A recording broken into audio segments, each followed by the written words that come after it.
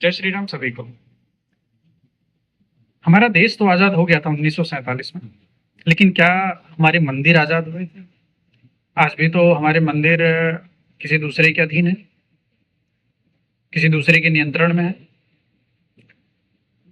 अब अगर मंदिर अगर हमारे अधीन होते, तो हम उससे बहुत सारे बदलाव कर सकते हैं अपने समाज में।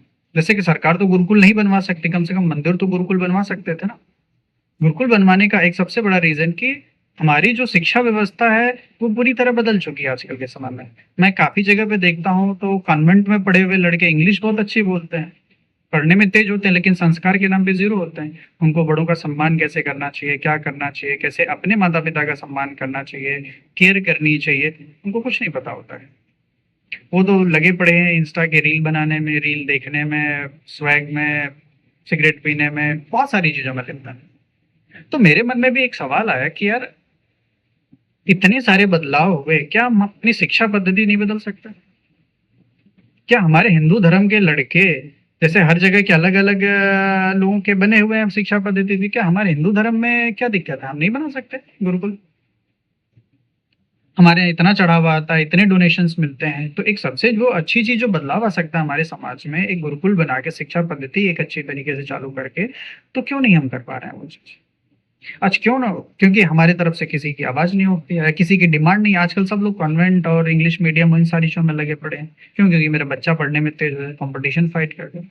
वो सब चीज़ कर लेगा, लेकिन उसके अंदर संस्कार नहीं रहेंगे। फिर बाद में जब बड़े हो जाते हैं, संस्कार नहीं करते तो बोलते हैं कि हमारा बेटा ऐसा है, हमारी बेटियाँ वैसी हैं। मेरी बस आप लोगों से यही गुज़ारिश है कि अगर जिसके पास भी ये वीडियो जा रही है, तो क्या वो इसके बारे में एक थोड़ा-सा सोच सकता है कि हमारे यहाँ शिक्षा व्यवस्था बदली जाए? क्योंकि गुरुकुल सिर्फ और सिर्फ शिक्षा ही नहीं देता, वो संस्कार देता है, वो देशभक्ति देता है, राष्ट्रभक्ति देता है, जीने का तरीका सिखाता है। बहुत सारे और भी बदलाव होते हैं उसके पास। लेकिन आजकल हम होड़ में लगे हुए हैं कि भाई जो सिटी का महँगा स्कूल है उसमें मेरा बेटा पढ़ने जाए। लेकिन जो महत्वपूर्ण पढ़ाई है वो कहीं न कहीं मिस हो जा रही है हमसे। तो एज़ अ पेरेंट्स या एज़ अ सीनियर पर्सन जो भी जिसके पास भी ये मैसेज जा रहा है तो कम से कम वो इसके बारे में सोचे ज़रूर। मैं नहीं बोलता कि आप कल से एडमिशन करवा दो या कुछ भी करो, लेकिन एटलीस्ट सोचो इसके बारे में कि क्या क्या क्या बुराई है अगर गुरुकुल में अगर बच्चे पढ़ना चालू करें। बहुत सारी चीज़ें हैं जो हम कर सकते हैं उसके साथ। क्या सब लोग ये नहीं सोच सकते कि हर गाँव में एक गुरुकुल हो? हर गाँव का जो बालक है, जो बच्चा है, जो छोटे-छोटे बच्चे हैं वो जाके उसमें एटलीस्ट संस्कार तो लें। हमारे यहाँ बहुत सारी ऐसी पद्धति थी। हमारे यहाँ बहुत सारी ऐसी चीज़ें थी जो कि अभी कार्य में नहीं लाई जाती जिसकी वज़ह से इतने सारे दुष्परिणाम हमको देखने को मिलते हैं। आज कहीं नशे में लिप्त हैं, कहीं मार-पीट में लगे पड़े हुए हैं, इतनी बुरी-बुरी संगत में हैं, हमको सोच के चिंता होती है कि अभी का युवा अगर इस तरीके से है, तो आगे चल के वो क्या भविष्य का निर्माण करेगा? क्योंकि किसी भी देश की जो मजबूती हो युवाओं के कंधों पे होती है और वही व्यसन में मुक्त रहेंगे, वो व्यसन में लिप्त रहेंगे और इन सारी चीज़ों में रहेंगे तो देश कैसे आगे बढ़ेगा? या देश को मजबूती कैसे मिलेगी?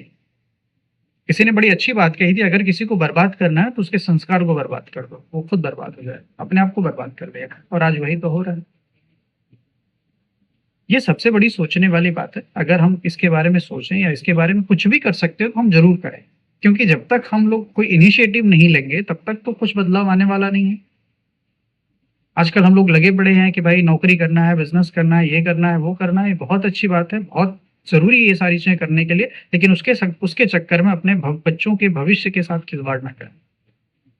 क्योंकि आने वाला जब बच्चा जब कभी बिगड़ जाएगा या कुछ ऐसी चीज़ें होंगी, तो अगर वही आपसे पूछेगा, मैं तो छोटा था लेकिन आप तो बदल सकते थे ना, आप तो कुछ कर सकते थे ना, तो आपके पास क्या जवाब है? मैं ज़्यादातर युवाओं से ये अपील करना चाहूँगा जो हमारे उम्र के जैसे युवा हैं, जो सोच सकते हैं इन सारी चीज़ों के अंदर, जिनके अंदर राष्ट्रभक्ति, देशभक्ति, अपने धर्म के लिए करने का कुछ जज़्बा है। तो मेरी बस उनसे ही ये चीज़ रहेगी कि एटलीस्ट आप तो एक ऐसा माहौल क्रिएट करिए, आप भी तो कुछ ऐसी आवाज़ उठाइए, कुछ नहीं कर सकते तो एटलीस्ट वीडियो बना के तो डालिए, कितनी सारी वीडियोज़ हम देख लेते हैं, छोड़ देते हैं चुपचाप, इग्नोर कर देते हैं, लेकिन एटलीस्ट आप भी तो ये मुहिम में शामिल होइए, आप भी तो कुछ ना कुछ ऐसे इनिशिएटिव लीजिए, ताकि कहीं न कहीं कुछ तो लोगों को पता चले कि यार कुछ तो लोग इसके बारे में सोच रहे हैं। आप सोचना ही बंद कर देंगे, आप बोलना ही बंद कर देंगे, तो कौन आपके बारे में सोचेगा, कौन बोलेगा?